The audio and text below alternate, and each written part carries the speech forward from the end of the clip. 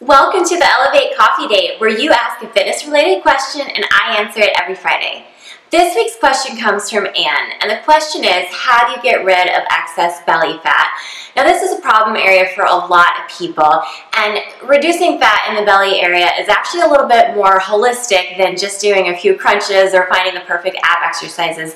In fact, I think that's where a lot of people get tripped up, thinking that they need to do lots and lots of crunches or sit-ups or stomach exercises.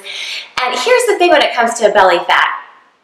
All those abdominal exercises, while they're great for the body, they only serve to strengthen the abdominals. Now, it's actually possible to have really strong abs, a really strong stomach, and still have a layer of fat on it. So we need to get rid of that notion that having super strong abs means we're not going to have belly fat, because those are actually two different things. So what we need to be looking at is reducing overall body fat, because when it comes to losing weight and losing fat, there's no way to actually spot reduce. So it doesn't matter how much I work a certain body part. If there's a layer of fat on top of it, then I need to actually address overall fat loss.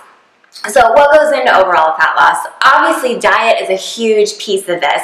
So no matter how much we're exercising, if we're still taking in more calories than we're spending, then of course we're still going to have that extra layer of body fat. The body is taking those extra calories and storing them in our fat cells. So obviously watching what we eat, making sure that we're being diligent about portion control, sugar, real simple carbs, that in and of itself is really going to help us if once we get that reined in, really lock in that fat loss. The other component is, of course, exercise. That does still play a component, but aerobic exercise is actually really important for reducing overall body fat.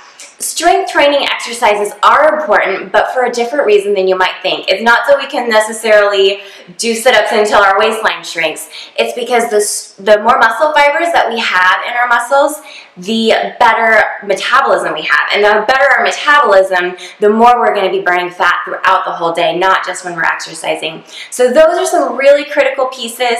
And then the other component that's often overlooked is belly fat in particular can be an indicator that our stress levels are high. It tends to end up manifesting itself along the abdominal muscles and add on that extra layer of fat that we don't need. So simple things. I'm not a stress management expert. I'm working on it, so I'll certainly share with you what's working for me as I go. Adding a 10-minute meditation every day has really helped me keep some of my stress levels in check. And also another thing that you might want to be aware of is just the amount of sleep that you're getting. So good quality sleep will actually help curb some of the hunger hormones and help reduce the cortisol levels. So anything that we can do to reduce stress, one, it's going to help us overall, but two, it actually will help, particularly when it comes to getting rid of belly fat. So Anne, I hope this answers your question. I love these Friday questions. Keep them coming, and I'll see you next week. Thanks.